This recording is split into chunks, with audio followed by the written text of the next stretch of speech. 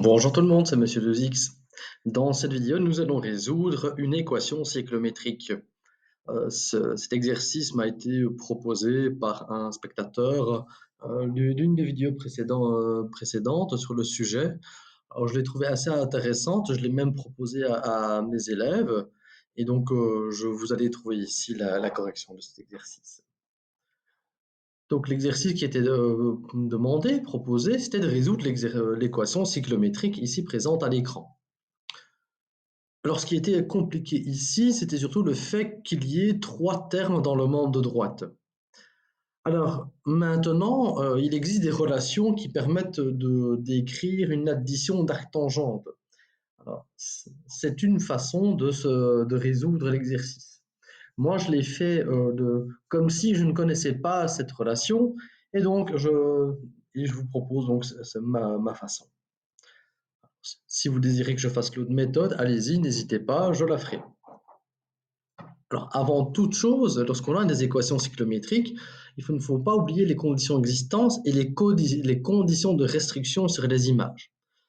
Parce qu'il faut se rappeler que les fonctions cyclométriques sont définies de façon particulière et donc on ne peut pas tout faire ce qu'on veut avec avec des fonctions cyclométriques. Alors pour arctangente, heureusement, au niveau des conditions d'existence, donc les conditions sur x, eh bien il n'y en a pas. Parce qu'il faut se rappeler que arctangente est définie de R dans un autre ensemble. On s'en occupera tout de suite après. Et vu que l'arctangente est définie sur R, eh bien je n'ai aucune condition d'existence et donc x peut valoir en quelque sorte n'importe quoi. Par contre, arctangente admet comme ensemble de résultats possibles l'intervalle ouvert moins pi demi, pi demi. Et donc, lorsqu'on a trouvé nos solutions potentielles, il faut quand même vérifier si l'arctangente de cette solution est comprise dans cet intervalle ouvert. Alors, résolvons notre équation. Alors, oui, par rapport aux conditions, je n'ai rien d'autre comme condition. Ici, ok, j'ai des arctangentes, mais j'ai des nombres appliqués sur des nombres. Donc, a priori, je n'ai pas de souci, je n'ai aucun problème. Résolvons l'équation. Alors, moi, je suis passé à la tangente en chaque membre. Et étant donné que lorsque j'applique tangente sur arctangente, ce sont deux fonctions réciproques, donc ça veut dire qu'elles s'annulent, mais je sais que ça va donner x. Le tout maintenant est de calculer la tangente de la somme des trois arctangentes. Alors, il existe une formule en trigonométrie qui est notée ici en rappel, mais elle n'est applicable que pour une somme de deux angles. Mais moi ici, j'en ai trois. Mais c'est pas grave. Moi, ce que je peux faire, c'est que je dis, ben voilà, je considère un élément comme mon premier A, élément de ma somme, et les deux autres, j'en fais une parenthèse et j'en considère comme mon deuxième terme. Et alors là, à ce moment-là, j'ai bien la formule de tangente A plus B que je peux alors appliquer. Si je l'applique, cela me donne ceci, ce qui est affiché à l'écran. Alors, on sait déjà que tangente de arctangente 2 tiers, ça va me donner 2 tiers, donc ça va me donner 2 tiers ici. Le tout est donc de calculer cette tangente. Mais de nouveau, là, c'est une tangente qui est appliquée sur une somme de deux termes.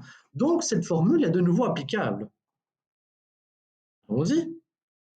Donc, tangente de arctangente 7 huitièmes plus arctangente 1 quart, ça me donne ce qui est affiché à l'écran. Mais ceci me donne 7 huitièmes, ceci me donne 1 quart. Donc 7 huitièmes plus 1 quart divisé par 1 moins 7 huitièmes fois 1 quart. Alors après manipulation de fractions, ça me donne 9 huitièmes divisé par 25 32e. Et donc après division, ça me donne 36 25e. Donc ce que j'ai écrit dans le slide précédent, eh bien je peux le remplacer dans mon ici. Donc ceci vaut 36 25e. C'est ce que je vais faire.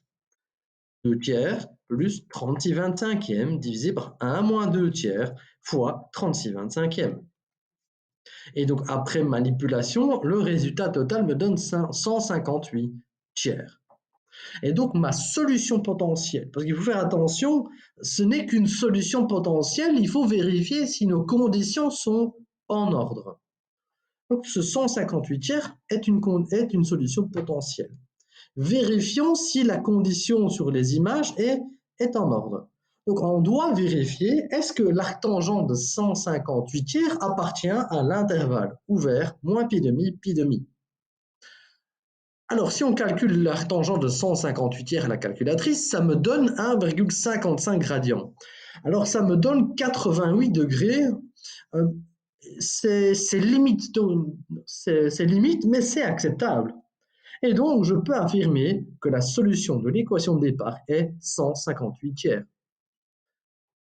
Et donc, voilà, ce petit exercice d'équation cyclométrique est terminé.